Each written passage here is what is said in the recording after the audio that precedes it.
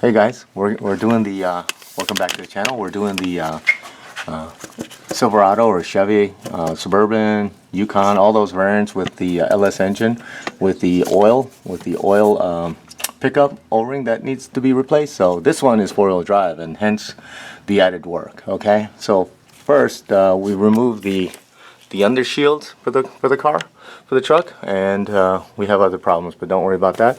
You gotta lower the diff. So to get to that, you have a bolt on the top here, a bolt underneath over here that we've already done, and then there's two right here. But because this is welded in bracket, the amount of distance you get dropping will be, well, so-so, but hopefully there'll be enough clearance between the pan and the top of this bracket that we can wiggle it down.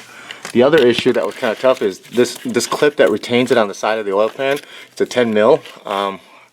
There's not a lot of room, to say the least, to get your hand in there to actually undo that bolt because of the other things that are in the way. So yeah, that's fun. Okay, so it's been fun trying to get to this point, but we are finally here. The other thing is that there's another 10 millimeter bolt holding this clip in place, and it's just a plastic retaining clip for all the wiring.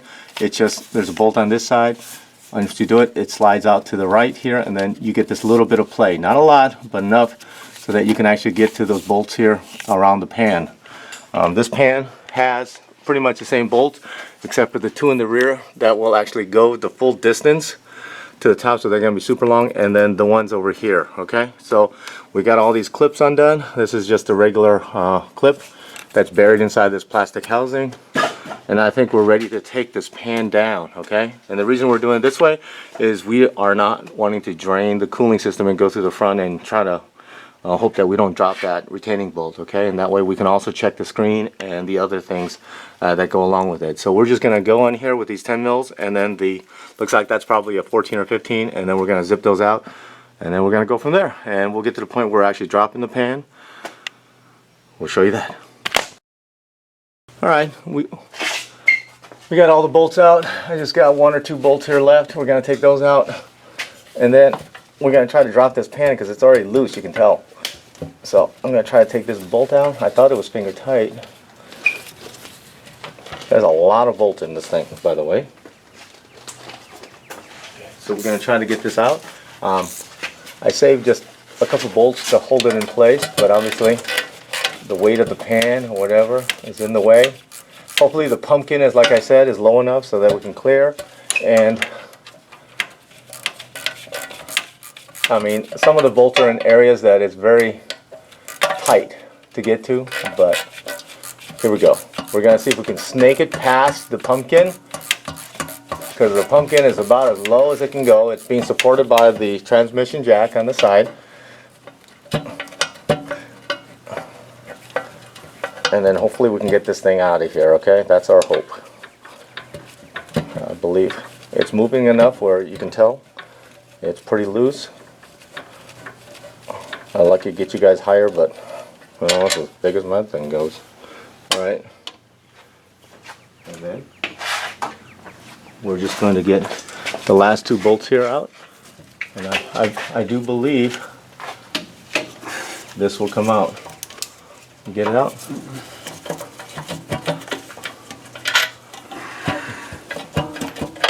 Okay, there we go.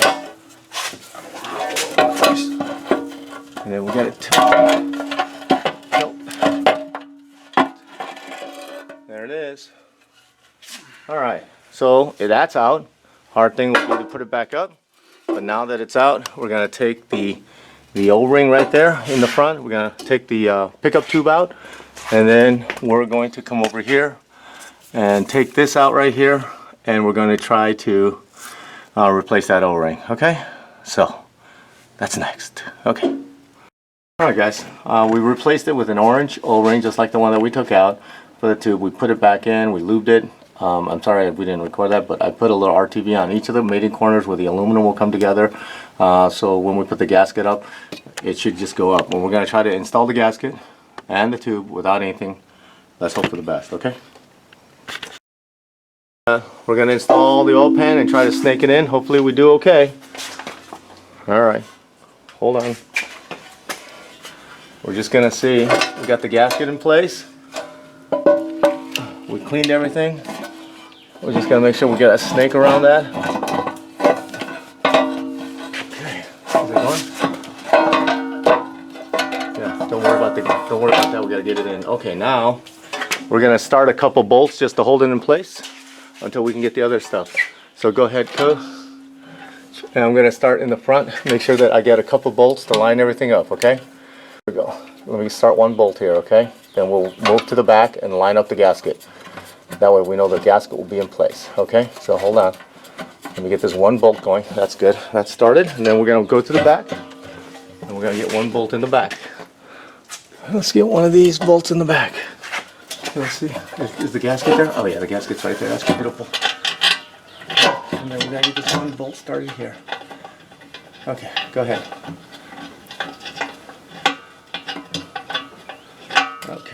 Okay, it's not there yet.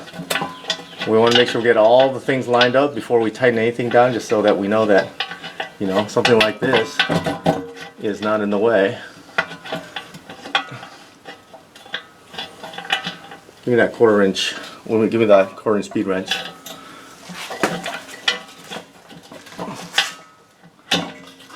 We're using a Felpro gasket. It seems to be the normal. Thank you. Yeah, thanks. Doesn't want to go in for some reason. There we go. Alright. And we're just going to hand tighten everything. Go ahead. Hand tighten everything and then we'll get everything up, okay? So we'll be back when we get those bolts tightened down, okay? Alright guys. Torqued all the pan bolts in a crisscross fashion, about 11 foot-pounds as far as the specs, and then we went to the back, and after we were done we did these last to about 40 foot-pounds. Give it a show. We actually reattached the sensor and the nut. This is one of the tighter spaces. Now what we're doing is we're actually moving the pumpkin back in. Make sure that it actually goes into that hole. We might have to jack it up to lift it up. Can you see it? Because I can't see it. I'm banging my head, but I can't see it. But right there is the mounting hole right there. This camera doesn't go there. But anyway, right there is the mounting hole. We're going to try to jack it up and get it up there. And then we'll get it up. And then this project will be buttoned. We'll fill it with some oil. And we should be done. Depending on how you did, it took us a little while because we actually cleaned the pan because there was a lot of burn spots. We let it dry and then get together. So we're in about 4 or 5 hours. Yeah, 4 or 5 hours. Just make sure you have plenty of time and don't expect to go anywhere because there were some pieces that were harder to get out for some reason. We don't know why. Then some other stuff. So it's just some idiosyncrasies. But we're just going to get the pumpkin back into place here and push it all together, alright? Alright guys, we got the crossbeam back in place. Okay, Loctite those fittings. We have the pumpkin back in place with the front differential.